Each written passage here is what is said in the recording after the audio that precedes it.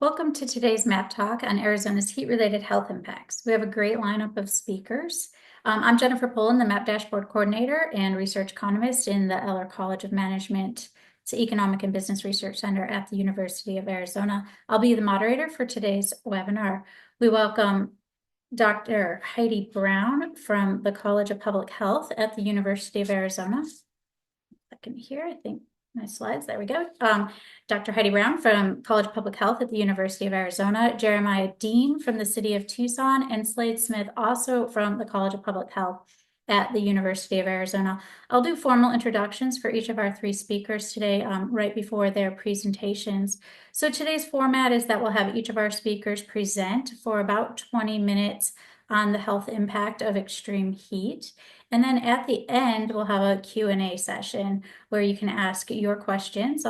And we'll ask questions to our three speakers all at one time. So you'll be able to enter your questions throughout the presentation down at that Q&A chat box at the bottom of your screen. So today's MAP Talk will also be recorded. We record all of our MAP Talks. We publish them on the MAP Dashboard website, along with the presentations from today's event. You'll be able to find those tomorrow morning. If you enjoyed today's event, can't stay for the entire time, we encourage you to visit the MAP website, click on that and check it out and share it amongst your colleagues as well. Everyone will be in webinar mode, which means everyone will be muted except for our presenters, and only our presenters will be able to share their screens as well. If you don't want to ask Q&As in the chat box at the bottom or have any difficulty with that, you can email me at any time at jknipe@arizona.edu. I'll check my email throughout the presentation to make sure you're able to see things. If you have any questions, just put them in there. So before we introduce our speakers, I'd like to thank our MAP sponsors and our partners. Without their sponsorship and support of the MAP Dashboard, events like today would not be possible. So our sustaining sponsors include the Freeport-McMoran Foundation, New Point Marketing and Market Research, the Thomas R. Brown Family Foundation, and the Tucson Electric Power. We thank them for their continued and long-term support of the MAP Dashboard. Our partners as well, the Community Foundation for Southern Arizona, Pima Association of Governments, Southern Arizona Leadership Council, Sun Corridor Incorporated, and the University of Arizona. We'd also like to acknowledge our media sponsor, the Arizona Daily Star. The Arizona Daily Star publishes 2 MAP features each month. You can find an economic-related feature on the front page of the business section the last Sunday of each month. And you can also find a health-related feature typically on the 3rd Monday of each month on the front page of the health section. So we appreciate their support of the MAP Dashboard. I'm going to turn off my slides and ask Slade to start his. For 1 second here, stop share, and then great. Slade, you can turn on your screen. Start your video. Great. So All right. Okay, so Slade is an Arizona attorney, and since 2022 has been the assistant director of the Applied Health Policy Initiative at the University of Arizona's College of Public Health. One of Slade's main focuses has been on how urban infrastructure affects public health, particularly here in Arizona. Slade also co-authored a recent white paper that we published on the MAP Dashboard. I think he's going to talk quite a bit about that today, but at the end of the presentations today, I'll share with you how you can find that on the MAP Dashboard website. So welcome, Slade. We're really excited to have you. All right. Thank you, Jennifer.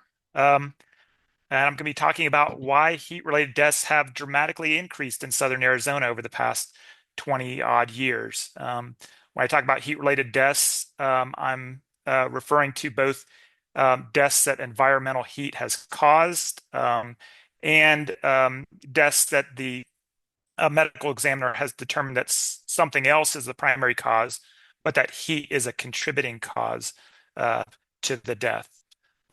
That might be something like if a person with a heart condition goes out and works in the heat and has a heart attack, and the medical examiner determines that the primary cause of death is the heart attack, but also determines that the heat was a contributing cause to the death, then that would also count as a heat-related death.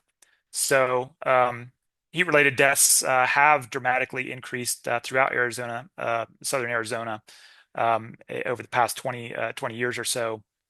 I'm going to be talking mostly about Maricopa County, just because that's where we did our primary research. I'll talk a little bit about Pima County at the end, though.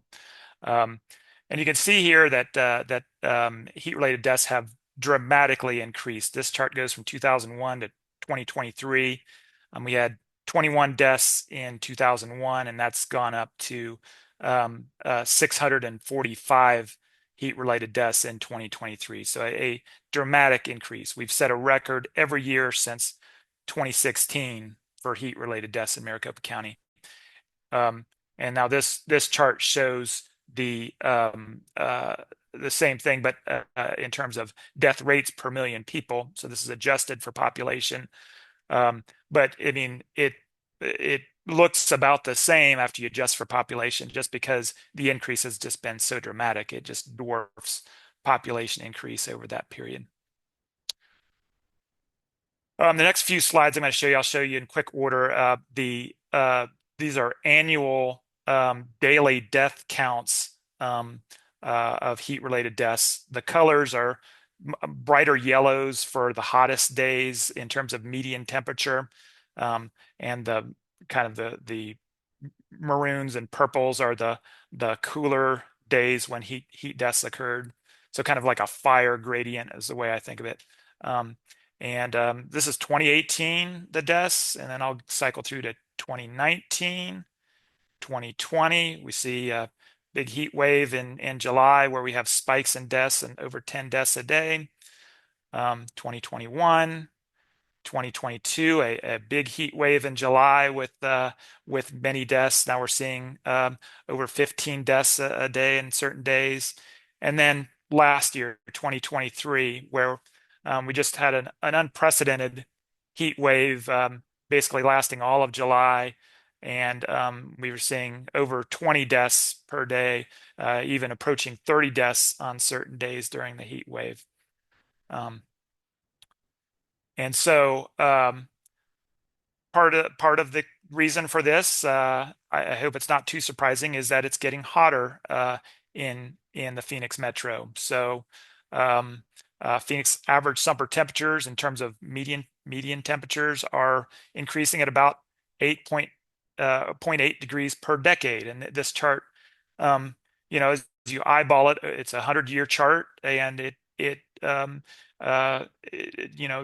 kind of shows kind of a relentless increase over that time frame that doesn't appear to be slowing.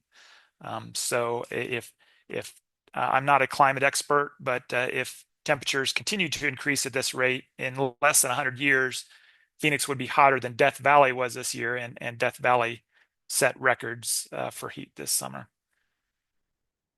A lot of the warming in Phoenix is attributable to Phoenix's urban heat island effect.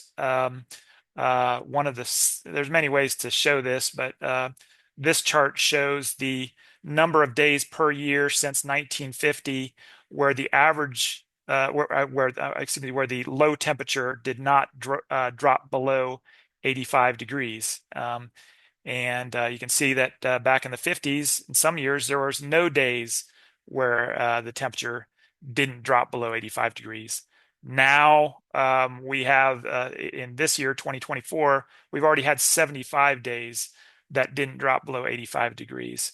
So we're going from no days that were that hot at night and to months worth of days where it's that hot at night. And that those hot temperatures at night are a signature of worsening urban heat island effects, because the way the urban heat island effect works is that sunlight is hitting urban surfaces, asphalt, pavement, and so forth, that absorb sunlight energy and release it, continuing into the night as heat.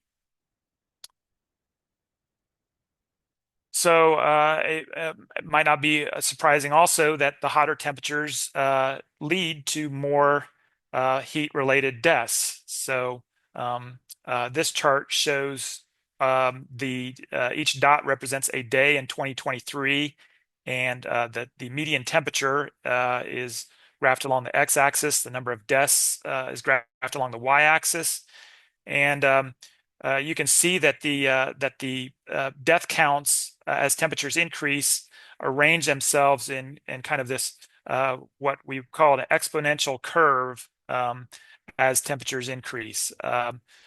And the reason why they arrange themselves so the death counts tend to arrange themselves in this pattern is because exponential curves are by definition curves where the rate of increase is constant for each increment of increase along the x-axis. So what this chart shows is that for each degree of temperature increase, the death count is increasing by a certain percentage. In the case of heat-related deaths, we found that in recent years, we studied the death count increased by about 15 to 20% per degree of median temperature increase. So with that fact and the fact that the warming effect that we saw over the last 20 odd years appeared to occur pretty much spread across the board on summer days. And in other words, it occurred, warming occurred on the coolest days and the hottest days. We were able to use that daily 15 to 20% per degree death increase to estimate how much warming has affected annual death counts in Maricopa County. So, and we estimate that warming just since 2001 has caused about a 40% increase in the death rate. And this chart shows that the blue portion of the bars is the portion of the annual death count or the death rate that we attribute to the warming in the Phoenix area that has just occurred since 2001. So in this last year, 2003, we attribute well over 100 excess deaths to the fact that it has warmed since 2001. In other words, these are deaths that we estimate might not have occurred had warming not occurred since 2001. But you can see that the gray portions of the bars, the portion of the death rate that we do not attribute to heat, that has also dramatically increased over this time. So there's something else going on other than just increasing heat that's driving up the death rates and the death counts. And another way that shows that is in our models for the last several years. So in this chart, it shows our models since 2018 for each year, and the 2018 and 2019 curves are the lowest curves. This goldenrod and orange curve that are the lowest curves, and the 2022 and 2023 models are the purple and the kind of turquoise colored lines that are the top lines. And what this upward bending of these curves over time indicates is that more people are dying of heat-related causes at any given temperature in the most recent years than they used to. So for example, if you look at, say, 100-degree days in 2000 or 2018 and 2019, we might expect maybe around 3 deaths per day on a day with 100 degrees median temperature. Whereas in 2022 and 2023, we would expect more like 6 or 7 or 8 deaths. So maybe something even like we're having like double the deaths at the same temperature in just a few years span. So what does that mean in terms of people? Well, it means that the population it seems to be more vulnerable to heat than it used to be, and it's happening pretty quickly. And the causes of that, well, there's several likely suspects for that. One is a dramatic increase in unsheltered homelessness that has occurred in the Phoenix metro area. So we've gone from around 1,000 unsheltered homeless people, according to the 2014 count done by Maricopa County, to around 5,000 in 2023. So a five-fold increase in unsheltered homelessness. Unsheltered homeless people are at very high risk of heat-related death for, I think, obvious reasons. Um, the good news is that the Maricopa County is doing things to provide more shelter to homeless people. And the latest count in 2024, they brought the unsheltered homeless count down to around 4,000, and that's enough to have a big effect. I'll talk about that a bit in just a few minutes here. Also, drug use is a huge factor in the rise in vulnerability. Methamphetamine is particularly deadly in the heat, and there's high usage rates among the unsheltered homeless population. And methamphetamine, what it does is it one of the things it does is that it interferes with the body's ability to regulate body temperature, and so people just burn up. They in the heat. And we know that meth usage has gone up in either the number of users or the intensity of use um, uh, through other data. For example, data that shows that overall methamphetamine related deaths are up 4 times since 2015. So those are methamphetamine deaths, all methamphetamine deaths, whether they're related to the heat or not, are up that much. Another factor is what I'm going to call air conditioning insecurity here, which is uh, people are having, we believe, are having more trouble keeping themselves cool in their homes, whether that's from higher housing costs or higher energy costs or maintenance costs or fixed incomes that are not going up among vulnerable population. But we're seeing a dramatic increase in deaths amongst in people who are indoors. So this chart shows deaths since 2012 amongst people who are indoors where there's an air conditioner present. So in 2014, there were 8 such deaths, and in 2023 there was 137 deaths. These air conditioners are either not working usually, or they're just not on. And we suspect that part of the reason why there may be an increase in these number of deaths is not just the housing costs and related economic factors, but also that people are becoming more isolated. Social isolation is increasing by a number of measures in terms of how many in-person contacts people have, and so on and so forth.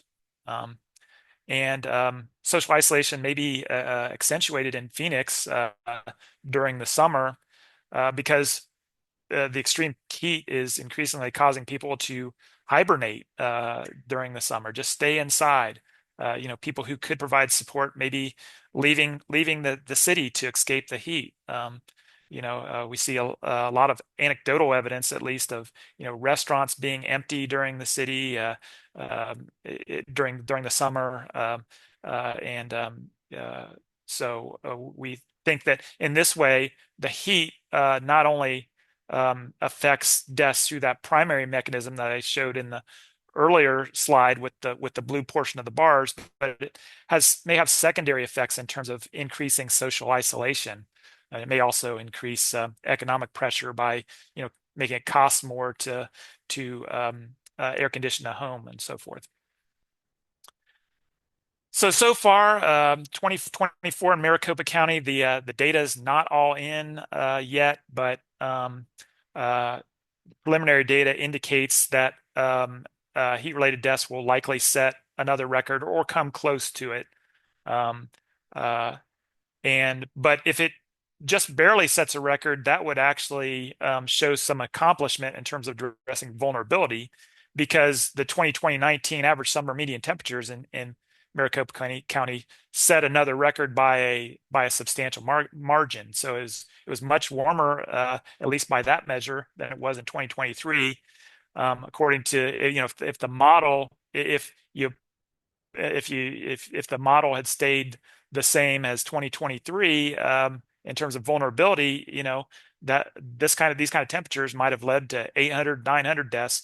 We don't think it's going to get to that high. And I think that shows, if you remember the unsheltered homeless count coming down in 2024, things like that Maricopa County is doing to mitigate the effects of heat, we believe can have an immediate effect. So that's a good sign, even if the death counts are horrific and there's a long way to go. One thing we're not seeing is, unfortunately, is much being done to address the urban heat island effect. That would it would be an expensive effort to do that, and require a sustained effort to do things like plant millions of trees, for example, dig up large expanses of parking lots and return them to a more natural state, that sort of thing. We don't see anything like that happening or really being on the horizon. Everything's being done on a small scale there. Um, so, so I don't think much is being done to address the increasing temperatures. I'll end here briefly by talking briefly about Pima County. Uh,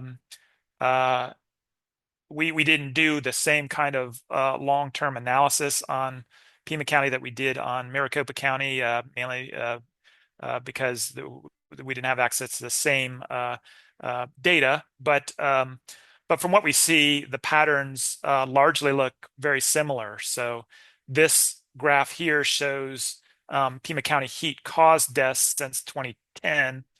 And while the numbers are smaller, you can see, at least in the very recent years, a dramatic increase in heat caused deaths. And we suspect that these heat caused deaths bear some relationship to the total heat related deaths that has occurred over that time.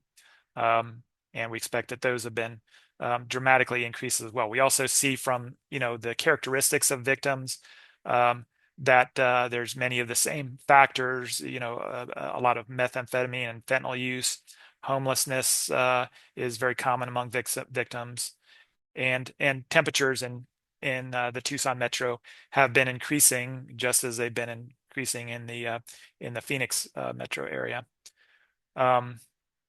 This graph shows the heat-related deaths in Pima County in 2023. There was 126 heat-related deaths, excluding border crossers, which was another 50 deaths. We just exclude them from the total to kind of make an apples to apples comparison to Maricopa County, which doesn't have a border with Mexico. But as you can see now, if you remember those earlier similar graphs from Maricopa County, there's no bright yellows on this Pima County graph, because it's about 7 degrees cooler in the Tucson metro than it is in the Phoenix metro. So, but what that means is something that we found rather surprising, and we really don't have an answer for, and maybe the other speakers will have some ideas about why this is. But the heat-related death rate in 2023 in Pima County was almost as high as Maricopa County's, despite that fact that Pima County is several degrees cooler. And what that means, at least in terms of the way we're looking at it in our analysis, is that the Pima County population is much more vulnerable to the heat than Maricopa counties. So you can see that on the chart, that the death rate at a given temperature for Pima County, is shown by this red line and the red dots, is in general much higher than Maricopa counties. I don't know whether that's adaptation to the heat from people in Maricopa County, whether it's things economic related. The homeless rate in Pima County has been slightly higher than Maricopa County, but nothing extreme that we've seen. So this is kind of a mystery to us, something I can't really answer. I don't have a good guess as to why this is. So, but anyway, my time is up here. I will leave it at that. My name is Slade Smith. There is my email address. I'd be glad to talk to anybody who would like to discuss this issue with me or has information to share. I encourage, if you're also interested in digging deeper into this topic, I encourage you to um, uh, read our white paper that Jennifer talked about, that has much more information on this subject and what we found. So with that, I will yield the floor.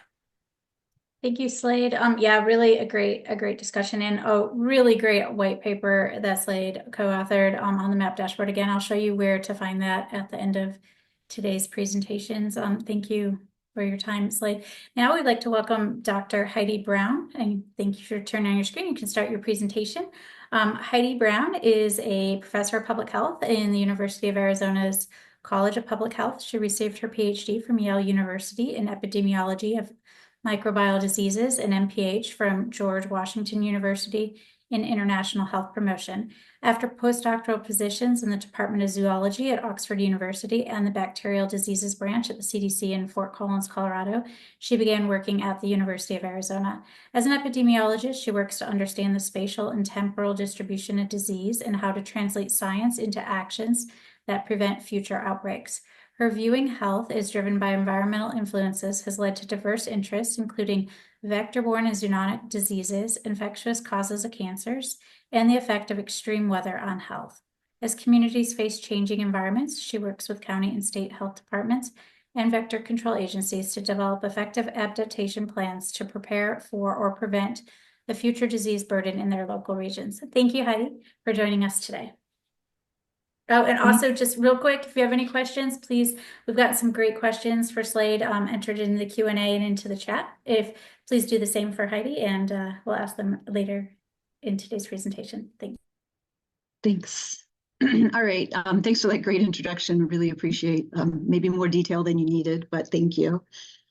So I want to just talk specifically about Pima County because it's where my research and my work is happening, and also to kind of flip it is to talk a little bit about some of the things that Pima County is doing to support resilience against these, in some ways, astronomical numbers of deaths that we're seeing and dealing with.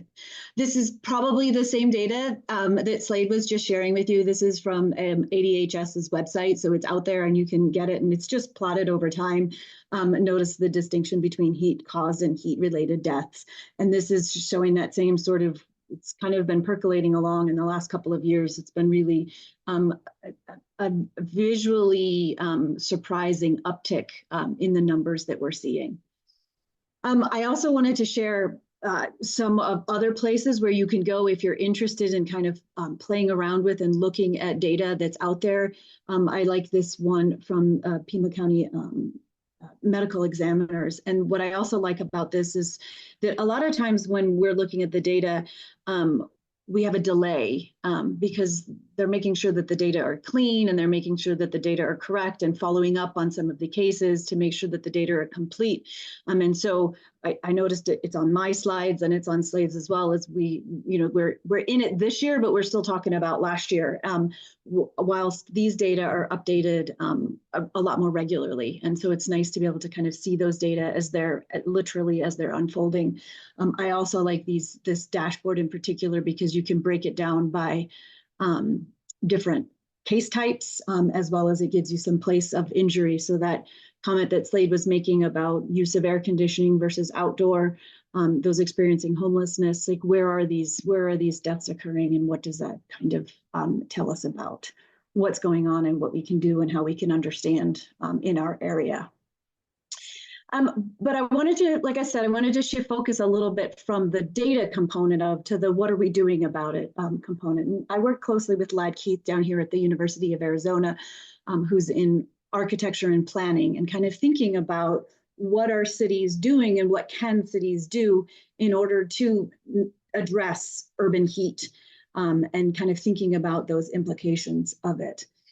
And the ones that I kind of like to think about it, and he's broken it down in a slightly different way than I usually think about it, but we can think about heat governance as those policies, those actions that we want to deal with in terms of mitigating and managing. He uses heat mitigation in the same way that I do, which is, how do we get rid of the stuff that's happening, that's increasing the heat that we're experiencing. And then what he calls heat management, I kind of think of more as that adaptation, which is, okay, we've got this heat. Well, what are we going to do about it? And how are we going to manage that heat that we're experiencing and need to be addressed? And that's really what I want to talk about. One of the strategies that Pima County is using right now. So this is the very same data. But what you'll notice is that I added the number of facilities, and these are cooling centers. And so that's one of the, whilst there's many, and I think Slade has, in the report, they mentioned, and also he mentioned, like, what can cities do? And we think about green infrastructure, we think about no sort of pedestrian zones, we think about cool pavements and things like that, that are these sort of massive scale mitigation activities that are going to reduce the heat that's experiencing. But one of the adaptations for the people that are experiencing it now is this notion of cooling centers. So a place where somebody can go and get out of the heat. If their AC is not working, if they don't have AC, if there's other issues that are going that they need to kind of get out and get respite, these are some of the places. And it's a big response that we do.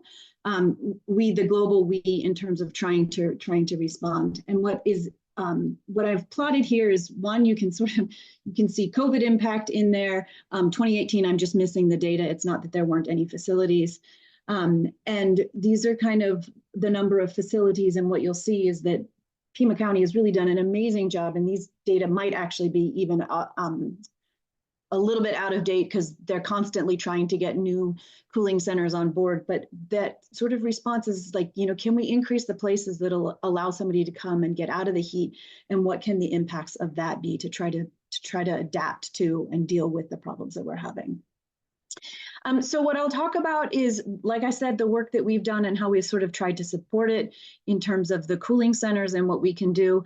And then I also want to talk a little bit about how we think about heat from that sort of science standpoint of trying to we can talk about median temperature, but is that the outside temperature? Is that the temperature that I'm experiencing? And how does that sort of play into our understanding of where the risks are highest for heat? So this is borrowed from Pima County Health Department. It's back in 2019, which is about when I started to get involved in some of the heat work. And they were kind of trying to say, well, what do we understand about our area, and what are the needs, and what are the services that are provided, to sort of grappling with it. Notice, of course, that it's 2019, which means the very next year, a lot of the health departments across our country were dealing with dual hazards of heat as well as COVID, and trying to maintain these responses. But this was really Pima County Health Department saying, okay, well, what are we, and collaborating with the Tucson Pima Collaboration to End Homelessness, what do we know? Where are the centers, and how well are we serving our populations? And what are the needs in terms of what other components need to be supported? So we started right in.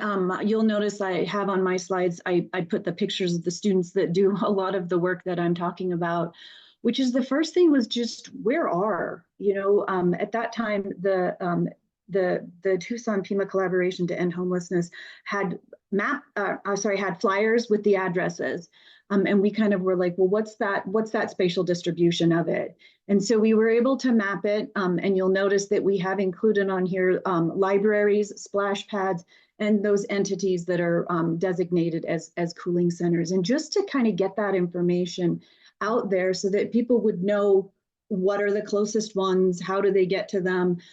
Each one of those had a pop-up where if you click on it, you would get the hours of operation, because that's another component. You don't want to travel all the way across the city to try to get to a cooling center only to discover that it's closed or not taking people on certain days.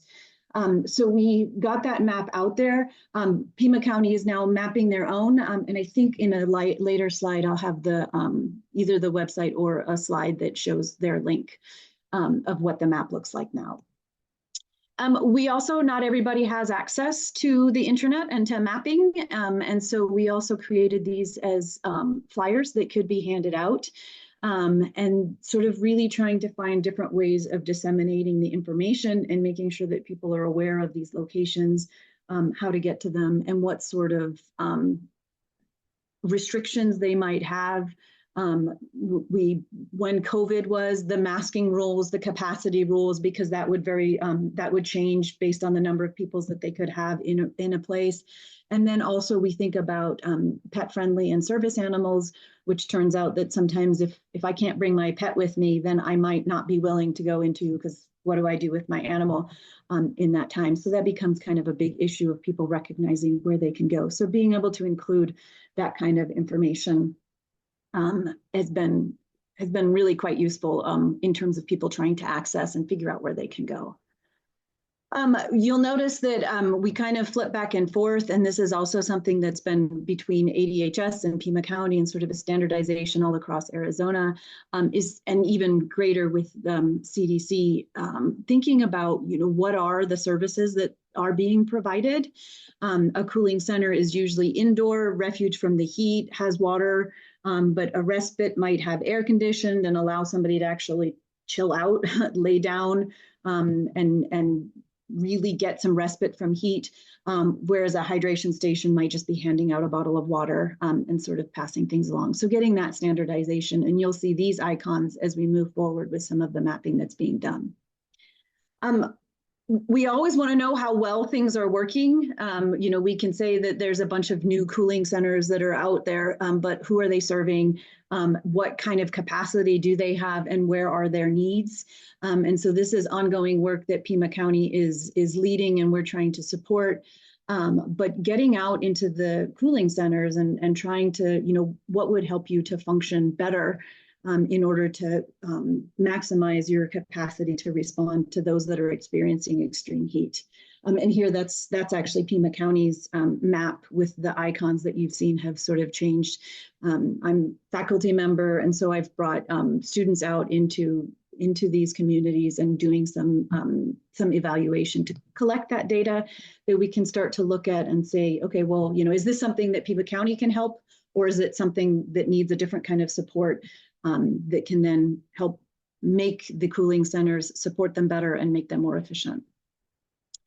So that's kind of the work that we've done of, like, we know that there's a problem with heat. We know that there's a lot of folks that are experiencing extreme heat. We know that it has extremely negative outcomes in loss of life. And what are the things? And this is one major way that cities typically can respond without those larger, bigger impact and construction sort of responses that also need to go on.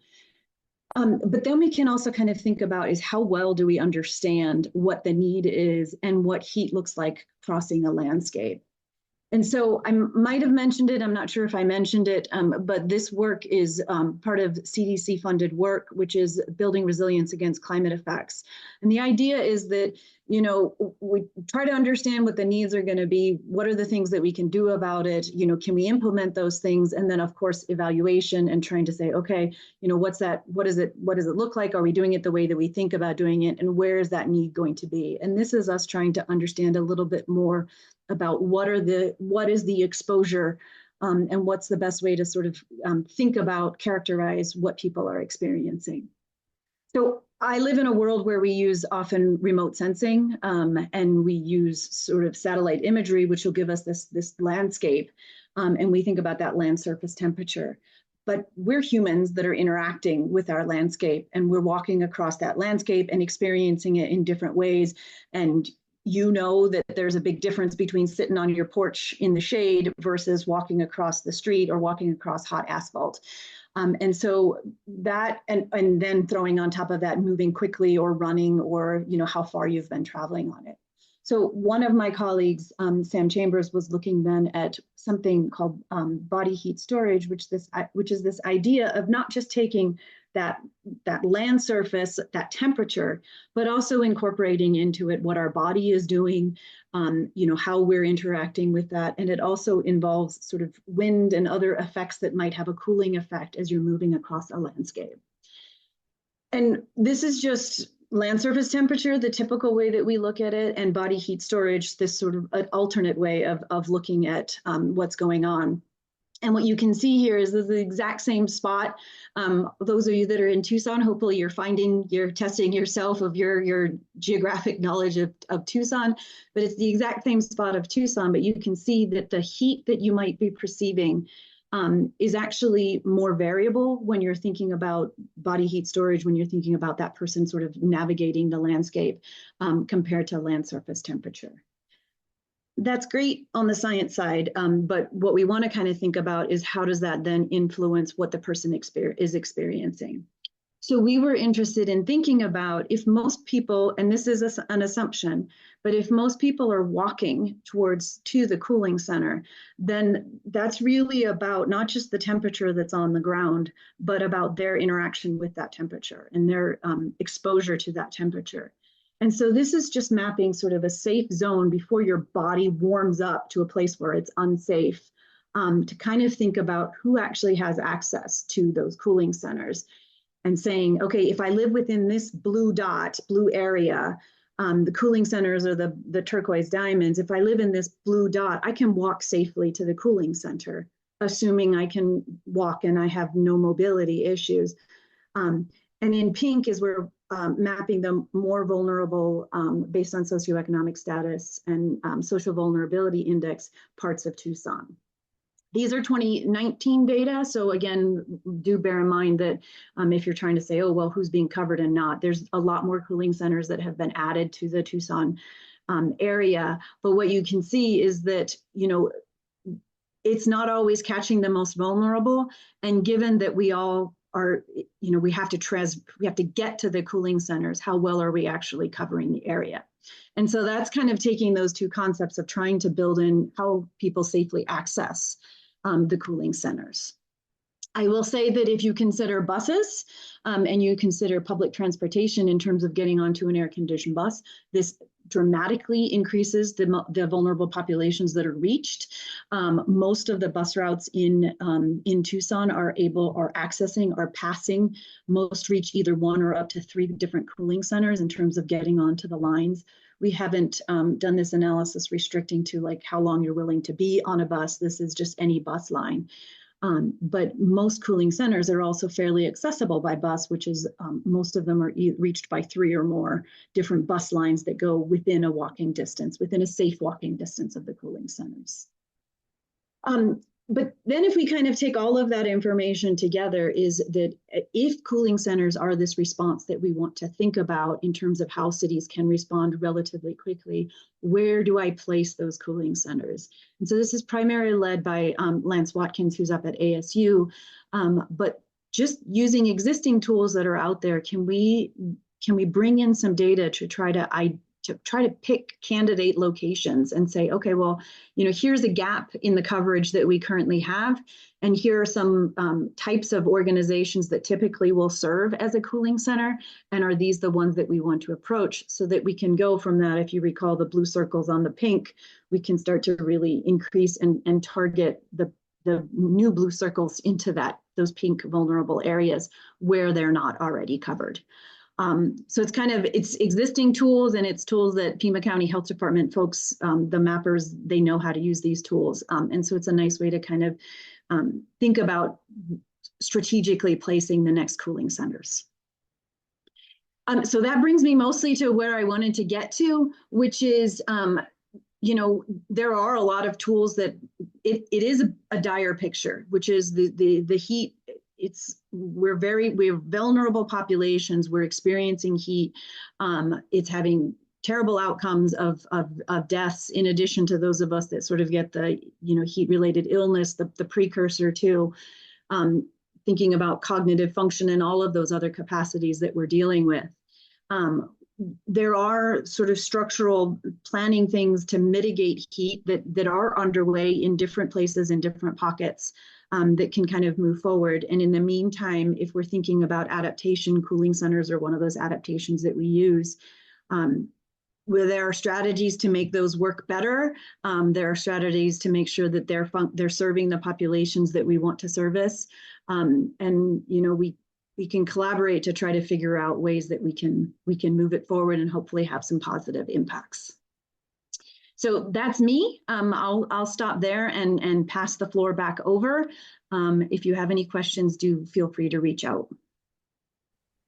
Thank you, Dr. Brown. We have some great questions for you that we'll ask after Jeremiah's presentation. So now I'd like to welcome Jeremiah and ask you to turn your screen on and start your presentation. So Jeremiah is a planner project manager in the City of Tucson's Housing and Community Development Department. He currently oversees all sustainability and resilience initiatives in the department. He previously served as the project manager for the city's Climate Action and Adaptation Plan, Tucson Resilience Together, and is currently on the Climate Action team implementing mitigation and adaptation strategies. Thank you, Jeremiah, for joining us today. Thank you, Jennifer. So I work closely with Fatima Luna. She's the city's chief resilience officer, as well as our climate action team, to establish and implement Tucson Resilient Together and our heat action roadmap. Fatima was originally scheduled to give this presentation today, but couldn't be with us as the acting Department of Labor Secretary, Julie Su, is visiting Tucson and is hosting a roundtable talk with local leaders and unions about protecting workers from the heat. So I have the privilege of stepping in, and it's great timing for this webinar, actually. Fatima wanted to send her best wishes to you all. So today, I'm going to share the work the City of Tucson is doing to increase our collective heat resilience. But first, I'd like to provide some context on how the climate work at the City of Tucson really took off. So in September of 2019, a group of youth organized climate strikes throughout Arizona, asking their elected officials to act on climate and declare a climate emergency. In Tucson, our mayor, who is then council member for Ward 1, participated in the strikes and committed to listen to the youth activists. Exactly a year later, she led the city to declare a climate emergency that became the foundational policy document for a lot of the climate work that was to come. The Climate Emergency Declaration committed the city to two things. One, to become a carbon neutral city, and two, to develop a climate action and adaptation plan, which is now known as Tucson Resilient Together. The plan was developed through a people-centered and community-driven approach, reaching to over 5,000 individuals, representing over 150 community groups, and their input directly informed the strategies and actions that are in the plan. Additionally, through this planning process, we learned that Tucsonans' primary climate concern is extreme heat. In the Tucson Resilient Together plan, the community resilience category includes several actions to address extreme heat, including Action 2.1, which focuses on developing an urban heat mitigation strategy and implementation plan. So this led us to create the city's first heat action roadmap this summer. So here's a timeline of the roadmap. And although we started researching best practices and looking what other cities have done over the last year, the planning effort really took off earlier this year. In February, we held the first Southern Arizona Heat Planning Summit in collaboration with the University of Arizona, the Pima County Health Department, and other partners. The information gathered during the breakout sessions became the actions that are outlined in the city's roadmap. We also had a brief but effective period of community feedback on the actions and the entire roadmap, which was available for review on the city's Climate Action Hub. And in June of 2024, the mayor and council adopted the roadmap and took immediate steps on some of the actions, which I'll be touching on here in a few minutes. But to set the stage, this is what our greenhouse gas emissions look like at the city government or operations level and across the entire community. This greenhouse gas inventory is the latest that was created by Pima Association of Governments. As you can see, when we talk about heat trapping gases at the city government level, stationary energy, meaning the energy we use to heat or cool our buildings, is the largest contributor. To address this, the city is investing in weatherizing buildings, conducting an energy sourcing study to explore options for achieving our carbon neutrality goals, installing solar panels in our parking lots and public housing units, and working with Tucson Electric Power to procure 100% renewable energy for our accounts, among other things. At the community-wide level, which will be the main focus of this presentation, we see that stationary energy and the transportation sector are the biggest contributors to heat trapping emissions, and therefore must also be a part of the solution. The Heat Action Roadmap, along with other city plans, programs, and policies, is intended to address extreme heat at the community level. The roadmap includes 3 goals, 10 strategies, and 61 actions. I won't go into all the details today, but you can download the full document using the QR code here on this slide. The first goal is to inform, prepare, and protect people. The second goal focuses on cooling homes and community centers. And the third goal aims to cool our neighborhoods. To advance heat resilience, the City of Tucson has begun implementing some of these actions this summer, while others are ongoing tasks the city has been undertaking even before the Heat Action Roadmap was approved. So under goal number 1, inform, prepare, and protect people, we collaborated with the Pima County Health Department and their multi-jurisdictional joint heat action team to coordinate activities throughout the summer. To my knowledge, this is the first summer with this level of multi-jurisdictional and multi-agency collaboration around extreme heat. The goal of the Joint Heat Action Team was to coordinate resources, provide situational awareness, and use unified communication materials about heat, among other efforts. And as part of this work, we partnered with the Pima County Health Department and the Red Cross to visit mobile home parks with the highest number of 911 heat-related calls. We knocked on doors, checked on residents, offered resources, and shared heat relief kits. And I'll share more on these kits in a few minutes. While the Heat Action Roadmap was in development and consideration for adoption by Mayor and Council, we had been simultaneously working on heat protection provisions for both city contractors, including their subcontractors, through a city ordinance, and for city employees through an administrative directive. As a city government, we cannot require all businesses in Tucson to implement heat protections for their employees, but we are leading by example and hope that private businesses will follow. Also, the Department of Labor through OSHA is currently accepting comments on their proposed rule, heat injury and illness prevention in outdoor and indoor work settings. This standard rule would apply to all employers. If this rule is enacted, we would adjust our ordinance and administrative directive to align with OSHA's requirements.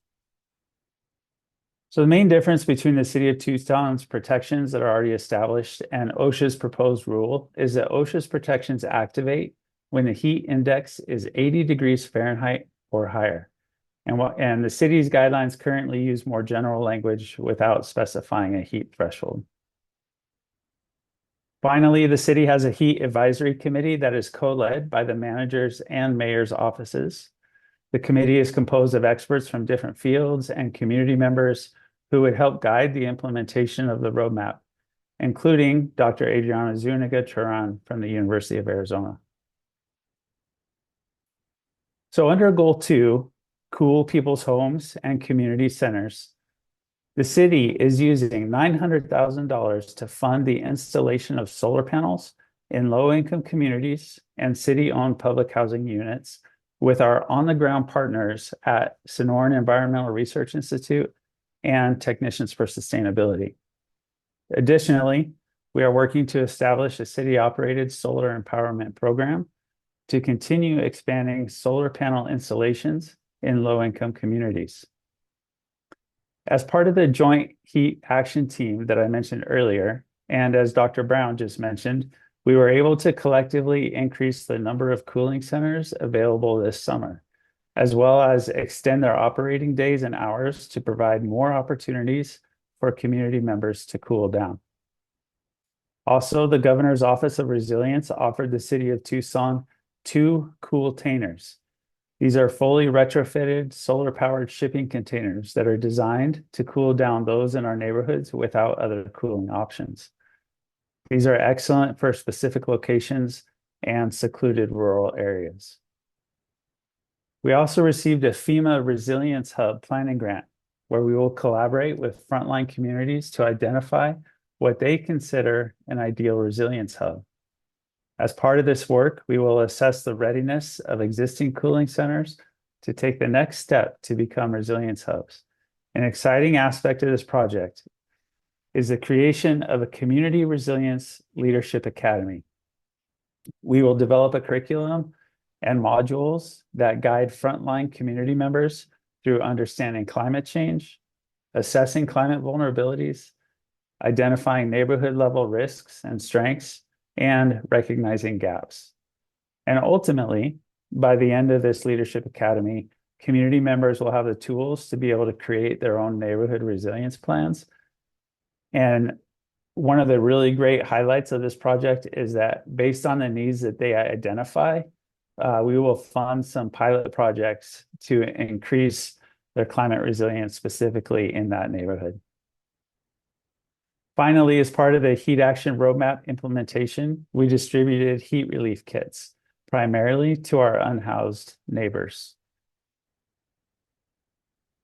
The heat relief kits include supplies to help people stay cool, such as reusable water bottles, water, liquid IV, cooling towels, flip-flops, visors, instant ice packs, medicinal ointment, sunscreen, and informational resources.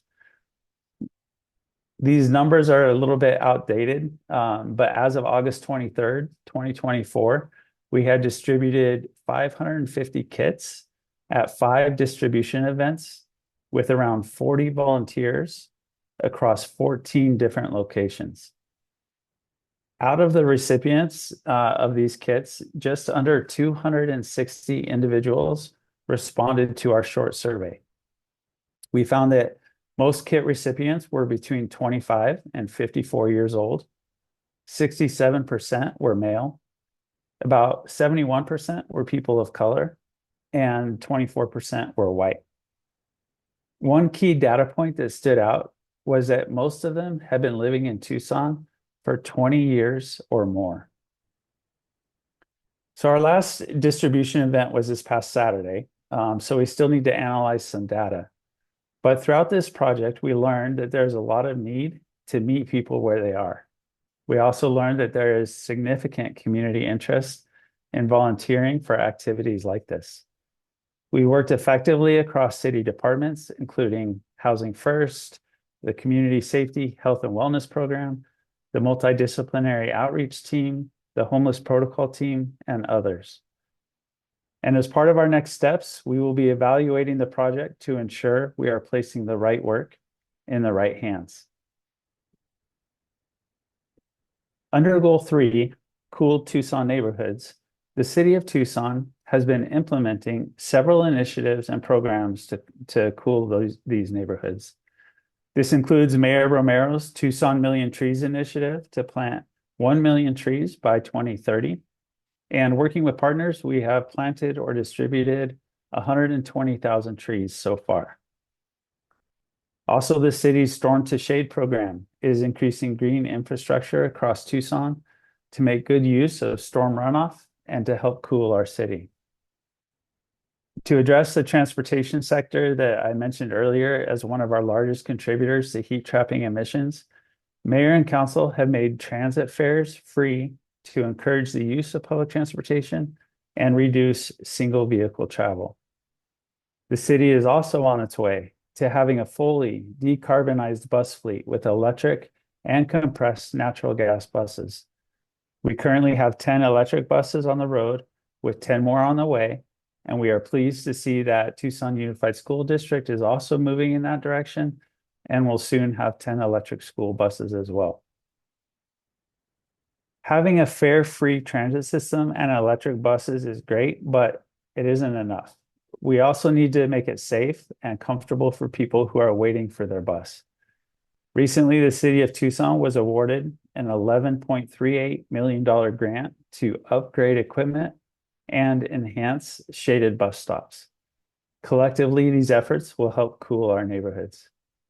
We are making progress on each of the 3 goals in the heat action roadmap and are looking forward to continuing to work with our partners to further protect Tucsonans from heat-related health impacts. Thanks so much for allowing me to share all the amazing work the city is doing around heat mitigation and adaptation. And if you have any questions or want to reach out at all at a later date, please feel free to contact myself or Fatima Luna in the city manager's office, and we'd be happy to discuss those with you. So now I'll turn it back over to Jennifer. Thank you.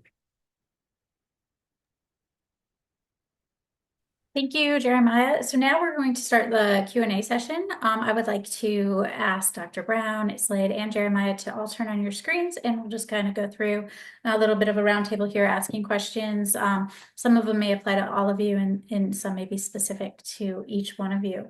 So I will start off with Jeremiah here, and I'm curious, and this might apply to all of you, might have a response, but we'll start off with Jeremiah. And then, has there already been any impact from the American Rescue Plan or the infrastructure bill on the cooling centers or any of the work that you know that's being done within our region? Yeah, for sure. Definitely. So there is funding from both of those bills that has gone towards the solar empowerment program that I mentioned earlier, as well as, you know, the upcoming Solar for All program that the state is running and offering. And then as far as cooling centers, yes, there has been ARPA funding that has gone towards you know, not just outfitting those, but also, you know, being able to determine, like Dr. Brown was talking about, placement of those and, you know, the planning work that goes into that. And so, you know, as well as the heat relief kits that we've been putting together and putting out into the community. So yes, there is lots of funding going towards these initiatives, and we expect to continue to use more of that grant funding going forward. Well, great. Slade or Dr. Brown, do you have any?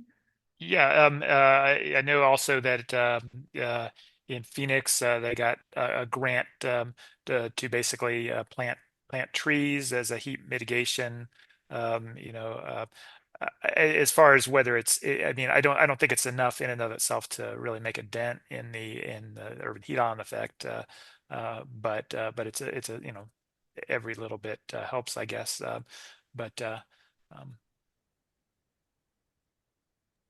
I guess I can only add that there's some research that's going on. So partnering with ASU, my colleague Lad Keith, primarily here at the University of Arizona, are looking at that sun corridor and really trying to understand what the impacts are of these different activities, which can then sort of help to prioritize as, like, you know, and, you know, they've got everyone from the engineers that are, you know, measuring things at very micro scales all the way to the folks that are, you know, engaged with the communities and looking at the actions, but really trying to get an understanding from the science side of, like, when we make these changes, what impact do they have? You know, what are the changes that are going to have the greatest impacts, and how do we best implement them?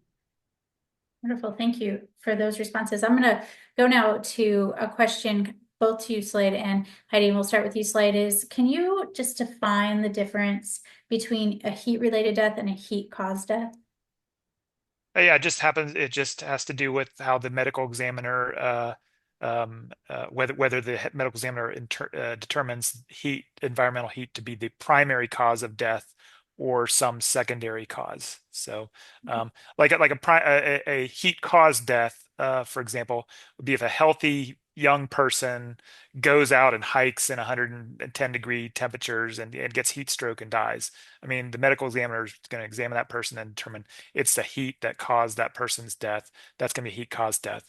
a heat contributed death would be like the guy I talked about, maybe that had an existing heart condition and went out and worked and had a heart attack in the heat, and the medical examiner determined that the primary cause of death was the heart attack and heat was a secondary cause. Now, I'm not saying that all people who go out and work and have a heart attack are going to be a heat contributed death and not a heat caused death, because that's a determination the medical examiner is going to make. But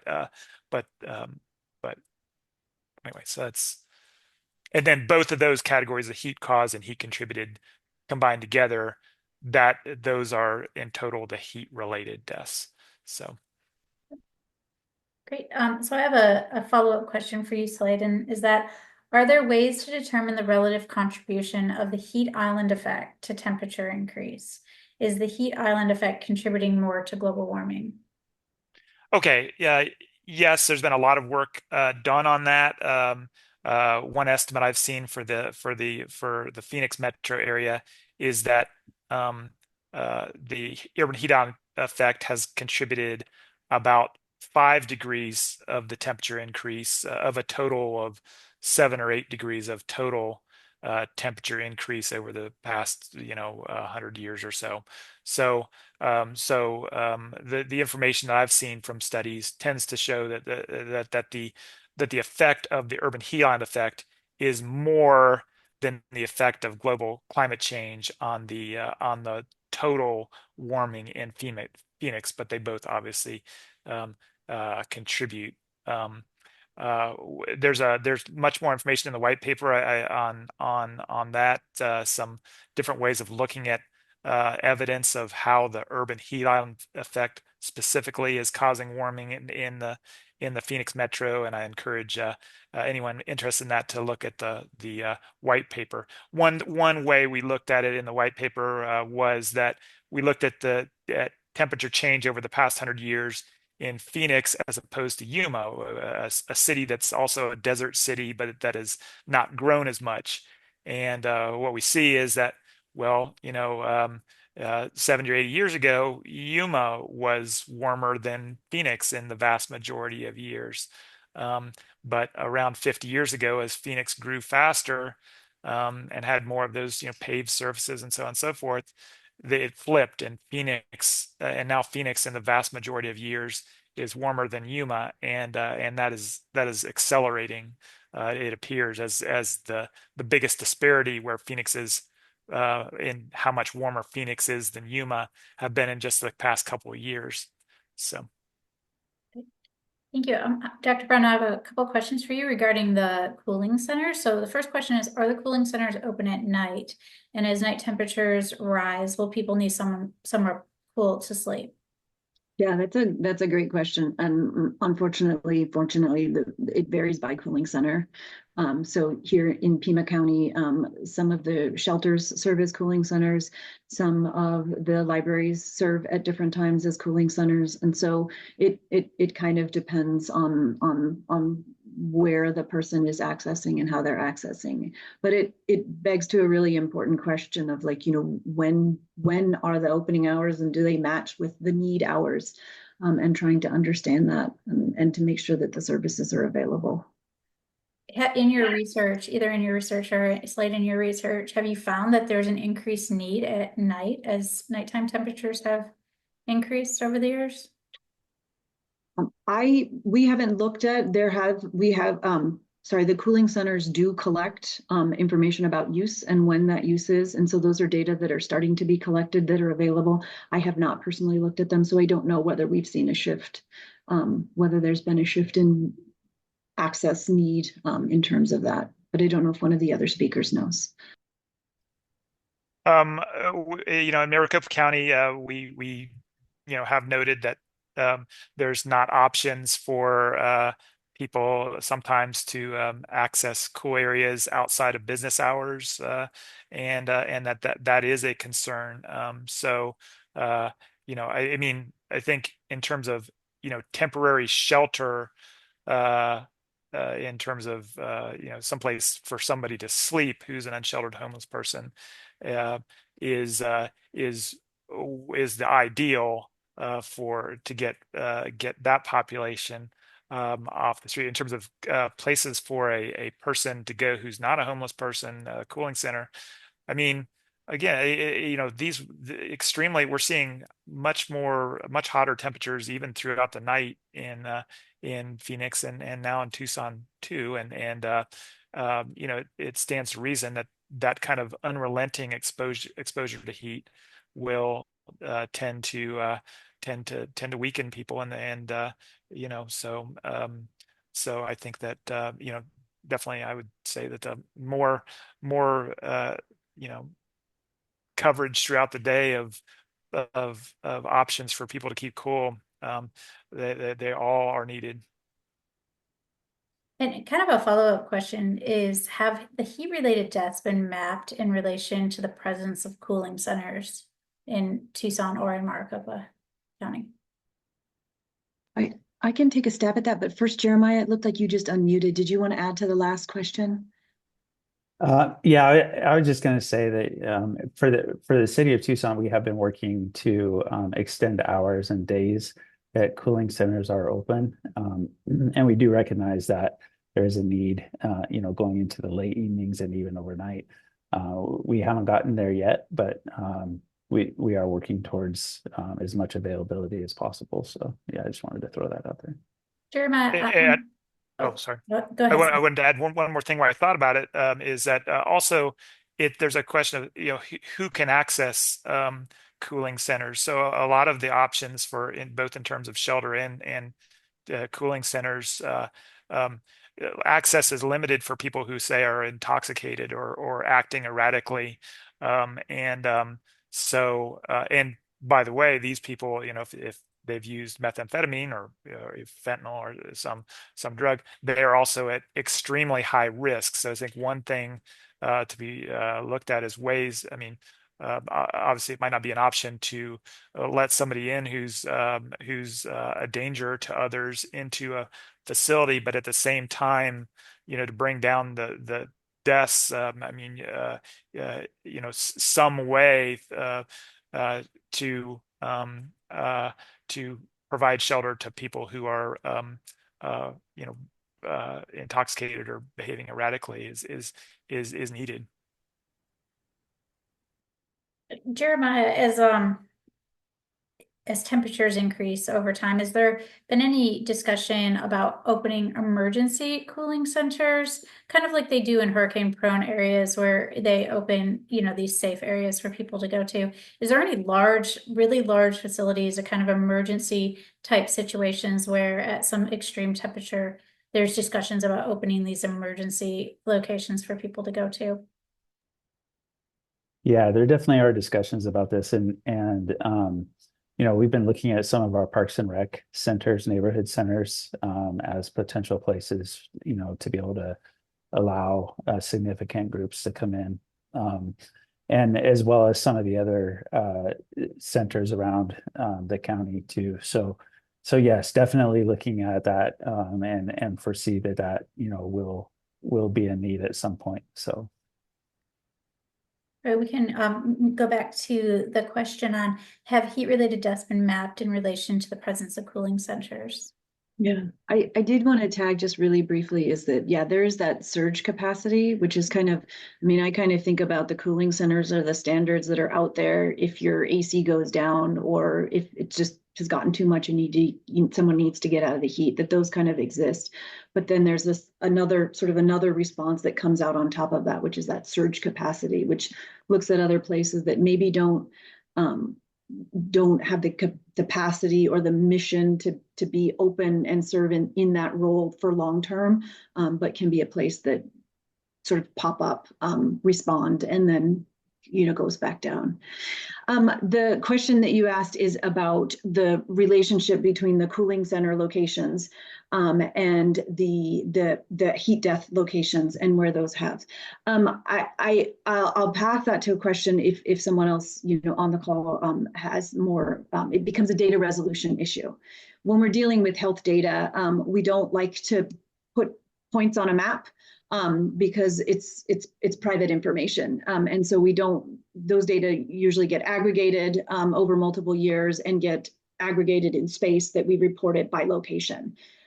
So I saw that the question was on there, and so I checked. ADHS has the tracking website, which maps a lot of these questions, and I kind of looked, okay, well, where are these deaths happening? At the primary care area, this sort of aggregation, the deaths that are happening in Tucson are Tucson Central and South Tucson. And if you look, sort of think back to where the map is, yes, that is where most of the cooling centers are located as well. So there is that sort of level of overlap. But if we're looking and kind of thinking of those buffer zones with respect to how far does someone have to walk in accessing it, I don't have access to point data of where the deaths were happening, because that's private and personal information. So that would be a different level of analysis that someone else might have access to. Okay, is there kind of a follow-up question? Has there been any long-term research done on, I mean, maybe not just Tucson, but other kind of vulnerable heat communities, looking at the number of cooling centers in those regions and if they've seen a decline in time in the number of heat-related or heat-caused deaths? And, whoever wants to jump in on that question. I'll jump in first, but then I don't know. Okay. I think for me, I always kind of question the length of time that these data have been available and being collected and the systematic way in which they've been collected. I just eyeball mapped it in my presentation where we were kind of looking at, and unfortunately, the inaccurate assumption that you would get for that is as more cooling centers are open, more deaths are happening, but which is driving which. And then I hope what Slade's work is going to show is that, the burden is becoming, so you don't have to control for the amount, the temperature increases that you're kind of looking at to see the demand, the increased demand versus the number of cooling centers that exist out there. I think that's also probably going to be biased about looking at who's using cooling centers as a adaptation action, and being able to pull that. But I don't know if anyone else has better data than me. Yeah, I don't, and I think that it would be very hard to have reliable data showing that, just because there's so many factors involved in heat-related deaths, and I'm always very skeptical when somebody does one of these multivariable analyses that tries to have everything and it spits out a number at the end for the impact of a factor like that. But I will say this, that in Maricopa County, they had a then historic number of deaths in 2005. I think it was like 75 deaths or something. And in response to that, one of their measures was they started cooling centers in Maricopa County. And obviously since then the deaths have gone from 75 to 645. So what you can say from that, you can't say that cooling centers don't work. But what you can say is that cooling centers, at most are one element of what needs to be a multi faceted approach to address the heat-related death problem. And I think the way I see, because of the acute, we're seeing so many unsheltered homeless deaths, for example. I mean, I think that to see a big short-term effect. What Maricopa County is doing in terms of adding more capacity to shelter homeless people is gonna be a thing that makes a noticeable effect quickly, probably much more quickly than opening more cooling centers right away. But the cooling centers serve a role and are also probably bring down deaths by some amount. It's just hard to suss that out. Jeremiah, I have a question for you about how the city does, what strategies you use to ensure outreach material is being effectively engaged with our diverse community, right? And our non-English speaking communities. how, and Slade and Dr. Brown jump in, but how are we making sure that all of our communities in Tucson are aware of the cooling centers in general? Yeah, good question. So and by we I mean our resilience office and housing community development and other departments in the city of Tucson have been putting out information in multiple languages, flyers, newsletters, emails, all of that in multiple languages for our communities that speak other languages other than English. And so, as well as at the community centers, there is information available in Spanish and I believe a few other languages as well. For people who do make it to a cooling center to be able to get more resources to be able to continue to deal with the heat impacts. And as well as delivering the heat relief kits that I was talking about earlier. There's resources in those kits that are also translated into Spanish as well as English.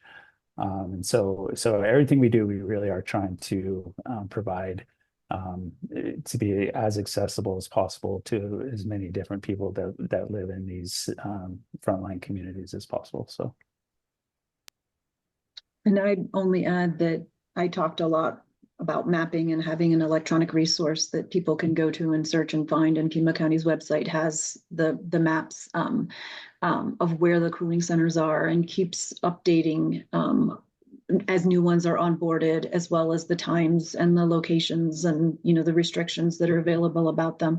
But then they've also gone to creating laminated maps that can be handed out and passed around, and trying to get those on buses so that people are seeing them and accessing them and really getting the word out about where they're located. Is there any work being done to deliver those to the homeless populations in the parks along the areas where the unhoused population tend to live? I don't know about handing out to individuals. I do know that they are getting them out into some of the shelters, so that if those folks are sort of accessing that, they're also getting access to. But I don't know about other kinds of dissemination. And I'll double check on that too to see if it's possible to include those maps in the heat relief kits that we've been putting together and handing out, because those do go to individuals. And so I think, that would be a good idea if we could figure that out. That's fantastic. Did you see Kat? Thanks, Kat. I was hoping you might respond. Yep. So they're on buses, they're in homeless care kits, and the city's handing them out. So they are trying to get them out. Great. Good. So we have a question. Somebody posted a recent University of Georgia estimated that Phoenix would experience greater than 13,000 deaths and greater than 800,000 hospitalizations if Phoenix were to experience a prolonged major heat wave, resulting in a 2-day blackout and 3 days to restore power. Is that something that the Tucson area should anticipate? And are there plans, like these emergency type situations to help alleviate that kind of scenario that the University of Georgia is suggesting?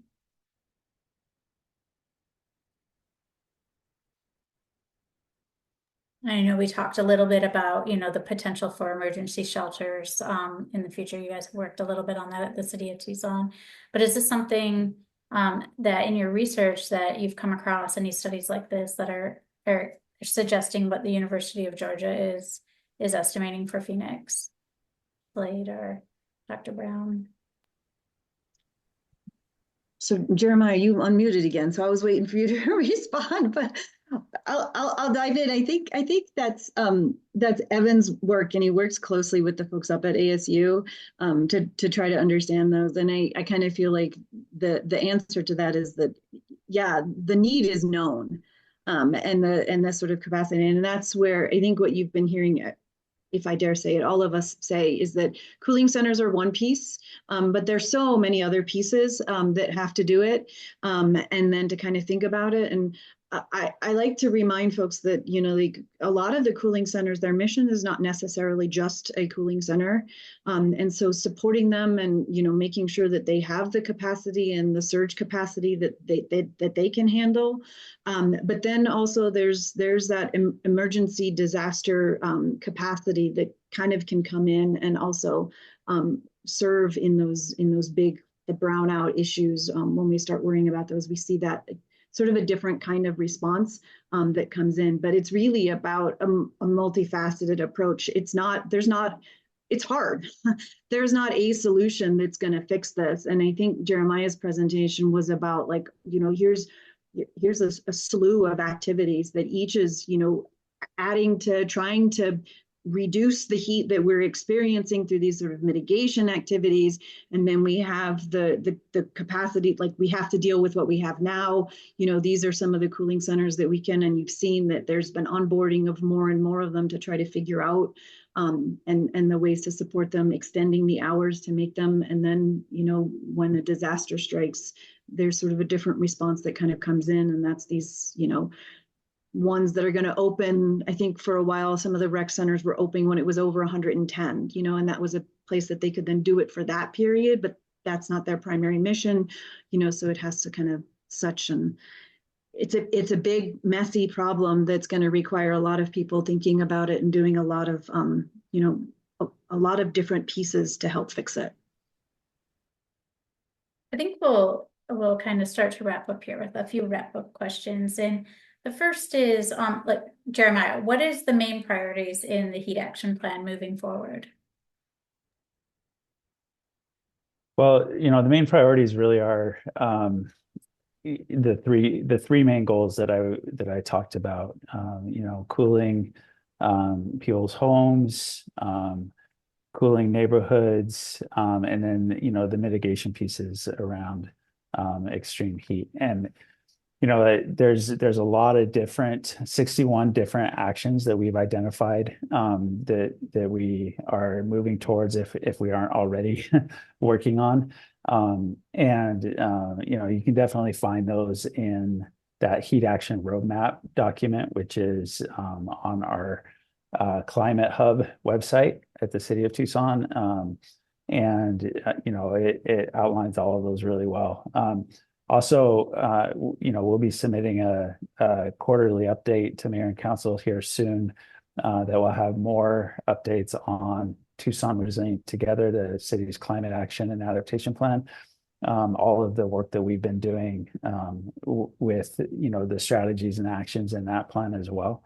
And so yeah, I think you know, I think one of the things I saw, one of the questions in the Q&A was about how the community can get involved and how people can help. And you know, there are definitely opportunities to help put together heat relief kits and take those out and hand those out. And, you know, definitely communicating with associations, neighborhood associations, or your ward council office, you know, people that you know that are involved in other ways in the community, whether it's nonprofit organizations, the county, the city, you know, to really get engaged and find out what's happening and to be able to spread the word, right? Because we definitely want that to get out there, that there are options and opportunities for cooling centers and other things, but a lot of folks just don't know yet. So we really are trying to push that. So any way you can help communicate that out to the community would be really helpful. Great, thank you. And thanks for mentioning the ways to volunteer. I think that's a great way to really wrap up today. And Slade or Dr. Brown, if you have anything to add there on the way that our community can help, those that are interested in this topic can help to volunteer help, or any of your research topics that you kind of have coming up that will address this issue, if you want to kind of wrap up with that. I'll let you finish off, Slade, and I'll just do a real quick plug, which is, I think one of those really simple things is checking on your neighbors. And I think, you know, we do want to be involved, but I think that slide that Slade had that just kind of was showing you, like, folks, you know, they might have an AC, but they're not able to turn it on, or there's something else going on. So really, it can have a positive impact as if you're just going out there and making sure that your neighbors are okay, you know, and making sure that they're having the access and sort of that getting to them before it's too late it's not going to solve, again, it's just a piece, but it's not going to solve, but it's something that's really simple that we can kind of do and check on our neighbors. Absolutely, I will second that. And you know, I mean, if any of the public health related people have read Eric Kleinenberg's book on the Chicago heat death wave of 1995, one of the major takeaways from that book is that the people who died there were often people who were people that were kind of forgotten, that the people weren't checking on. And you know, cooling centers, one thing that can you know, they would work better if people are checking on people who are maybe more vulnerable, maybe people who are homebound and are if they go there and their air conditioning isn't working right or something, they can take that. If they can't take them into their own home or something, they can at least take them to the cooling center.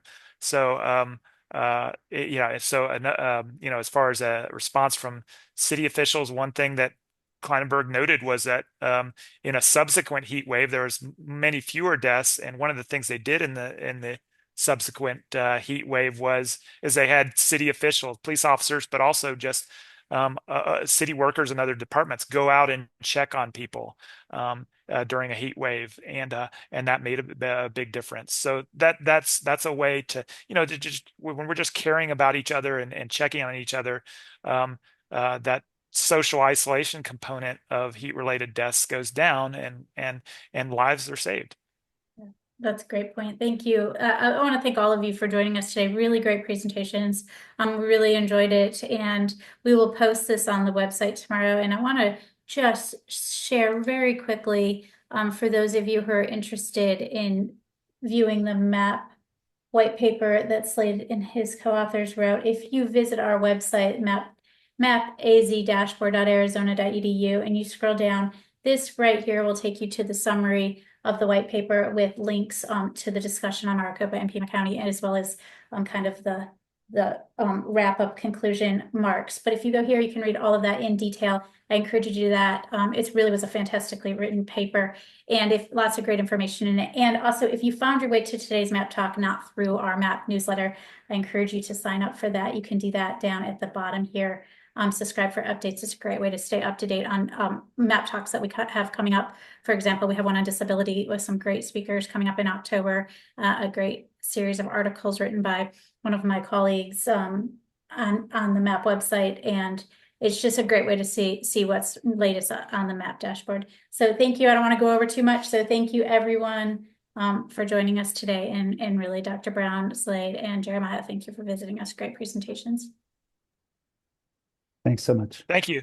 Thank you, everybody. Thanks for the opportunity.